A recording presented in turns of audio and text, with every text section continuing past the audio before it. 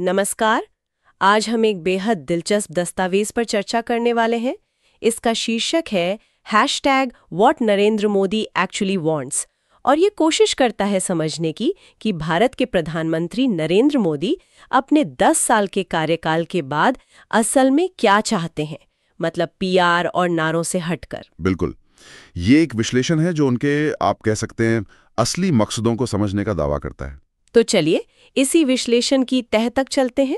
हमारा मकसद है कि इस स्रोत में जो तर्क और दावे पेश किए गए हैं उन्हें हम बारीकी से समझें। हाँ बिल्कुल, हम देखेंगे कि ये दस्तावेज प्रधानमंत्री मोदी के विजन को कैसे देखता है, चाहे वो अर्थव्यवस्था हो, राष्ट्रवाद हो या फिर सत्ता पर उनकी पकड़। समझने की कोशिश करते हैं कि स्रोत के हिसाब से इन 10 सालों की कहानी क्या कहती है।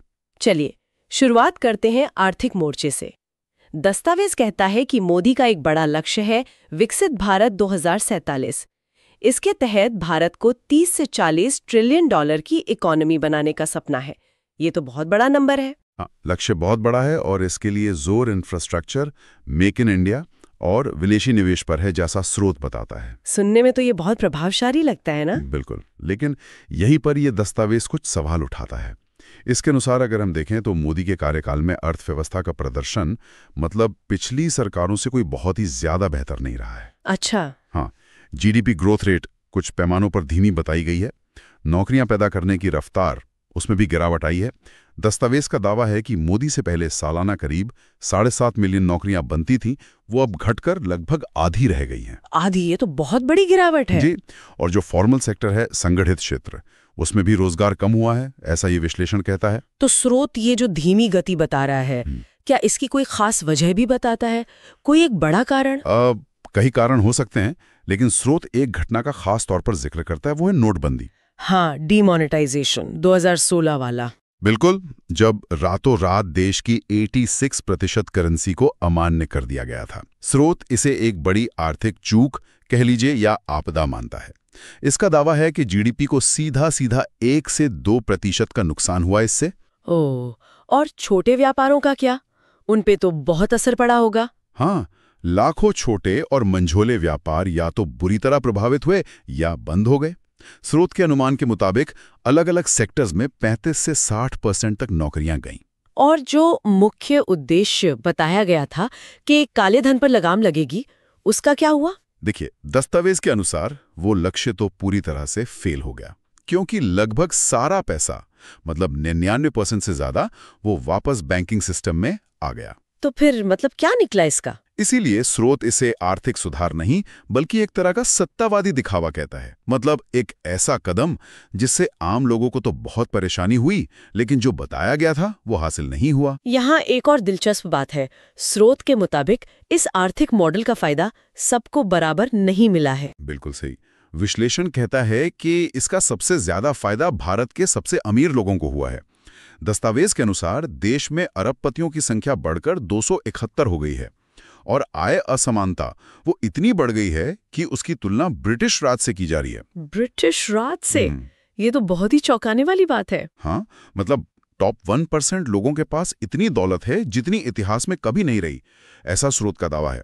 और दूसरी तरफ मध्यम वर्ग, जिसे मोदी का एक मजबूत समर्थक माना जाता था, उसे आर्थिक रूप से नुकसान हुआ है, ऐसा ये विश्लेषण कहता है। ये तो हुई अर्थव्यवस्था की बात, जैसा कि स्रोत ने दिखाया है। अब आते हैं उस मुद्दे पर जिसे ये दस्तावेज शायद मोदी की असली प्राथमिकता बताता है। वो है हिंदू राष्ट्रवादी एजेंडा। हाँ, ये विश्लेषण इस पर काफी जोर देता है। ये याद दिलाता है कि ये नरेंद्र मोदी 19 साल की उम्र से ही आरएसएस यानी राष्ट्रीय स्वयंसेवक संघ के सदस्य रहे हैं। स्रोत आरएसएस को एक हिंदू राष्ट्रवादी संगठन के तौर पर देखता है जिसका लक्ष्य भारत को हिंदू राष्ट्र बनाना है। और वो राजनीति में आने से पहले कई दशक तक प्रचारक भी रहे। बिल्कुल, दशकों तक प्रचारक रहे हैं। तो स्रोत के हिसाब से इस पृष्ठभूमि का उनकी राजनीति पर क्या असर दिख रहा है? दस्तावेज का तर्क है कि इसका बहुत गहरा असर है। इसके अनुसार भारत के जो लगभग 20 करोड़ मुसलमान हैं, उन्हें एक तरह के व्यवस्थागत भेदभाव का सामना करना पड़ रहा है। बढ़ती हुई हिंसा की घटनाएं और राजनीतिक रूप से उन्हें हाशिए पर धकेला जा रहा है, ऐसा स्रोत कहता है। क्या ये किसी खास घटना का जिक्र करता है? हाँ, ये 2024 के चुनाव प्रचार के दौरान दिए गए कुछ बयानों का जिक्र करता है, जिनमें मुसलमानों को कथित तौर पर घुसपैठिया कहा गया। स्रोत इसे हेट स्पीच मानता है। फिर नागरिकता संशोधन अधिनियम यानी सीएए का उल्लेख है। स्रोत कहता है कि ये पड़ोसी देशों के गैर मुस्लिम शरणार्थियों को नागरिकता देता है, लेकिन मुसलमानों को नहीं। अच्छा, और कोई उदाहरण? हाँ, और भी हैं। जैसे अयोध्या में राम मंदिर का निर्माण उसी जगह पर जहां पहले बाबरी मस्जिद थी, जम्मू कश्मीर का विशेष दर्जा खत्म करना, और फिर ये जो बुलडोजर न्याय की बात होती है। हाँ, ये क्या है? स्रोत इसे कैसे देखता है? स्रोत के अनुसार इसका मतलब है बिना सही कानूनी प्रक्रिया के खासकर अल्पसंख्यकों से जुड़े कथित अवैध निर्माणों को गिरा देना।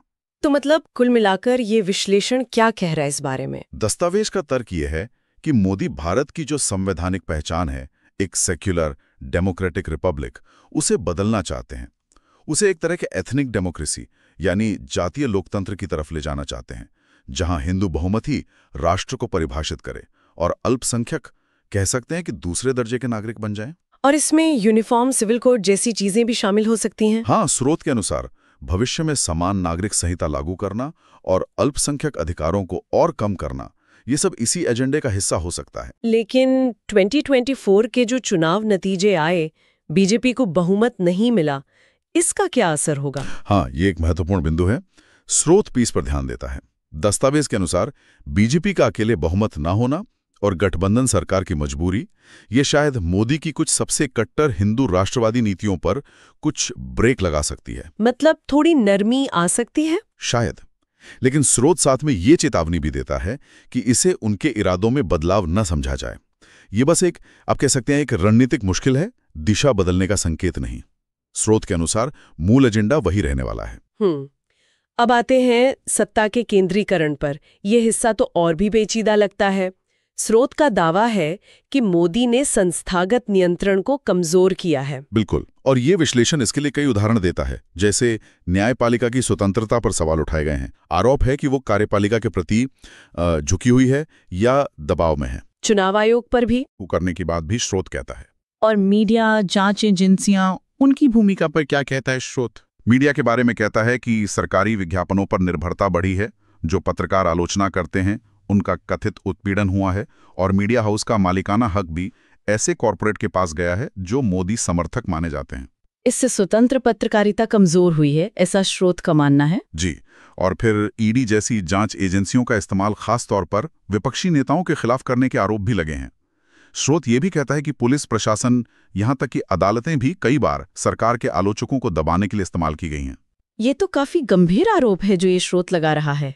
निश्चित रूप से ये विश्लेषण इसे इंदिरा गांधी के आपातकाल के बाद का सबसे बड़ा सत्ता का केंद्रीकरण मानता है और एक व्यक्ति पूजा या कल्ट ऑफ पर्सनैलिटी का निर्माण। स्रोत का तर्क है कि एक ऐसा सिस्टम बन गया है जहां सारी ताकत प्रधानमंत्री मोदी में ही केंद्रित है, और उनकी पार्टी या आरएसएस का भी उन पे ज्यादा नियंत्रण नहीं है। ऐसा ही स्रोत का मानना है। उनकी व्यक्तिगत लोकप्रियता इतनी ज्यादा है कि बीजेपी और आरएसएस का भी उन पर प्रभाव सीमित हो गया है। चलिए, अब भारत की वैश्विक महत्वाकांक्षाओं पर आते हैं, जैसा कि स्रोत उन्हें देखता है।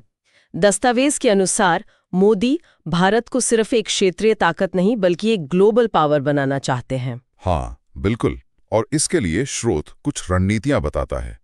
एक है मल्टी अलाइनमेंट या बहुसंरेखण। ये क्या है?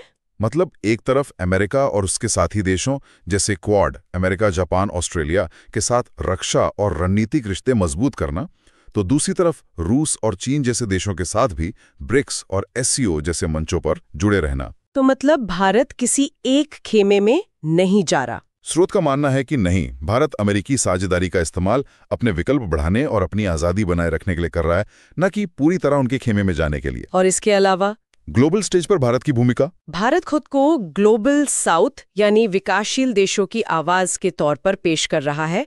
अपनी नेवी, नौसेना में निवेश बढ़ाया जा रहा है।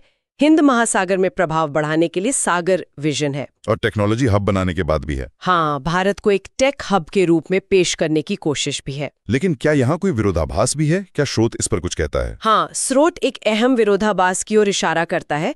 वो कहता है कि एक तरफ भारत दुनिया में अपनी डेमोक्रेटिक इमेज बनाना चाहता है, लेकिन देश के अंदर जो कथित सत्तावादी कदम उठाए जा रहे हैं, जैसे संस्थाओं का कमजोर होना, अल्पसंख्यकों के मुद्दे, बिल्कुल, वो अंतर्राष्ट्रीय स्तर पर भारत की लोकतांत्रिक छवि को नुकसान पहुंचाते हैं और साथ ही स्रोत ये भी तर्क देता है कि जो आर्थिक नीतियां हैं वो शायद उस तेजी से विकास नहीं ला पा रही हैं जो भारत को वाकई एक महान शक्ति बनने के लिए चाहिए। ये दिलचस्प है कि ये दस्तावेज कुछ ऐसे क्षेत्रों को भी खास तौर पर बताता है जहां उसके अनुसार बातें तो बहुत हुई लेकिन जमीनी स्तर पर मोदी सरकार शायद उतनी सफल नहीं रही। हाँ, विश्लेषण कुछ प्रमुख क्षेत्रों को गिनाता है। पहला, गरीबी में सार्थक कमी। स्रोत कहता है कि कल्याणकारी खर्च तो हुआ पर वो ज्यादा बढ़ा नहीं है, असली मजदूरी रुकी हुई है और असमानता तो आसमान छू रही है, जैसा हमने पहले बात की। सही। दूसरा, रोजगार सृजन, खासकर युवाओं में बेरोजगारी। स्रोत आंकड़ा देता है कि युवा बेरोजगारी दर 17.8% है, जो ग्लोबल एवरेज 14.3% से ज्यादा है। और शिक्षा और स्वास्थ्य में निवेश। स्रोत का मानना है कि इन पर उतना ध्यान नहीं दिया गया जितना इंफ्रास्ट्रक्चर पर दिया गया। और आम आदमी के लिए आर्थिक अवसर, जैसे छोटे बिजनेस वालों के लिए। हाँ, चौथा पॉइंट वही है, आम जनता के लिए आर्थिक अवसर, खासतौर पे एमएसएमई सेक्टर यानी छोटे और मंझोले उद्योग, जो स्रोत के मुताबिक करीब 80% लोगों को रोजगार देते हैं। उन्हें नोटबंदी, फिर जीएसटी का जो लागू करने का तरीका था और फिर कोविड के मिसमैनेजमेंट से काफी नुकसान हुआ, ऐसा स्रोत का कहना है। तो इन सब बातों को मिलाकर देखें तो इस दस्तावेज का निचोड़ क्या है? मोदी की प्राथमिकताएं क्या हैं स्रोत के हिसाब से? देखिए, इस विश्लेषण का सार ये है कि मोदी की 3 मुख्य प्राथमिकताएं हैं और स्रोत उन्हें इसी क्रम में रखता है। नंबर 1 सबसे ऊपर है भारत की पहचान और संस्थाओं का हिंदू राष्ट्रवादी परिवर्तन। इसमें स्रोत के अनुसार अल्पसंख्यकों को हाशिए पर रखना और भारत को एक जातीय हिंदू लोकतंत्र बनाना शामिल है। अच्छा, और दूसरी प्राथमिकता? दूसरी है व्यक्तिगत राजनीतिक प्रभुत्व को मजबूत करना और एक ऐसी विरासत बनाना जिसमें उन्हें भारत को महान शक्ति बनाने वाले नेता के रूप में याद किया जाए। स्रोत इसकी तुलना नेहरू के कद से करता है, लेकिन विचारधारा में बिल्कुल विपरीत, दक्षिणपंथी हिंदू राष्ट्रवादी नजरिए से। और तीसरी प्राथमिकता है आर्थिक विकास। हाँ, तीसरी है आर्थिक विकास, लेकिन स्रोत का तर्क है कि ये अपने आप में लक्ष्य नहीं है। ये बस उतना ही जरूरी है जितना ये पहले 2 मकसदों को पूरा करने में मदद करे, यानी हिंदू राष्ट्रवाद और व्यक्तिगत सत्ता। और इस विकास का फायदा भी, स्रोत कहता है, मुख्य रूप से बड़े कॉरपोरेट सहयोगियों और अमीर एलिट्स को मिल रहा है, जो बीजेपी की मशीनरी को फंड करते हैं। तो इसका मतलब है कि स्रोत सबका साथ सबका विकास जैसे नारों को सिर्फ मार्केटिंग मान रहा है। हाँ, आप कह सकती हैं। दस्तावेज का मूल तर्क यही है कि विकास का नैरेटिव ज्यादातर पीआर है। असली प्रोजेक्ट इस विश्लेषण के अनुसार भारत के बहुलतावादी लोकतंत्र को एक हिंदू बहुसंख्यकवादी राज्य में बदलना है और मोदी इसके मुख्य वास्तुकार बनना चाहते हैं। और आर्थिक नीतियां? वो व्यापक समृद्धि लाने के बजाय राजनीतिक सत्ता को मजबूत करने का एक औजार ज्यादा है, ऐसा स्रोत का मानना है। और ये जो 2024 के बाद गठबंधन सरकार बनी है, इसका क्या असर होगा इस पर स्रोत के अनुसार? जैसा हमने पहले बात की, स्रोत का मानना है कि गठबंधन सरकार इस एजेंडे की रफ्तार को शायद कुछ धीमा कर दे, कुछ ज्यादा कट्टर कदमों पर शायद रोक लगे, लेकिन दिशा नहीं बदलेगी। स्रोत के अनुसार दिशा बदलने की उम्मीद कम है। प्रधानमंत्री मोदी अपने विकसित भारत 2047 विजन के लिए एक लंबा खेल खेल रहे हैं और इस विजन का मतलब स्रोत के नजरिए से सिर्फ आर्थिक विकास नहीं है, बल्कि एक ऐसा शक्तिशाली आर्थिक रूप से विकसित हिंदू राष्ट्र है जहां अल्पसंख्यक अपनी जगह जानते हों। हाँ, ऐसा स्रोत कहता है, जहां संस्थाएं कार्यपालिका के अधीन हो और जहां भारत अपने आर्थिक और सैन्य बल और अपनी हिंदू सभ्यता के दावे के आधार पर दुनिया में सम्मान पाए।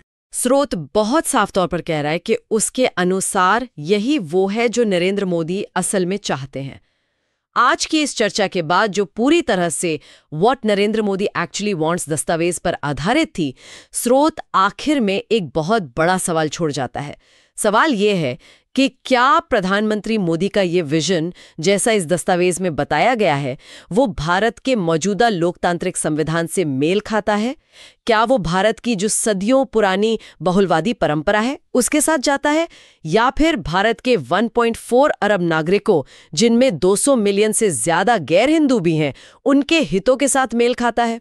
वाकई एक बहुत गहरा और अहम सवाल है और स्रोत का निष्कर्ष ये है कि ये एक ऐसा सवाल है जिसका सामना करने में या जिसका ईमानदारी से जवाब देने में प्रधानमंत्री मोदी ने अब तक बहुत कम रुचि दिखाई है। तो ये सोचने का विषय है कि इस विश्लेषण में जो नजरिया पेश किया गया है उसका भारत के भविष्य के लिए क्या मतलब हो सकता है।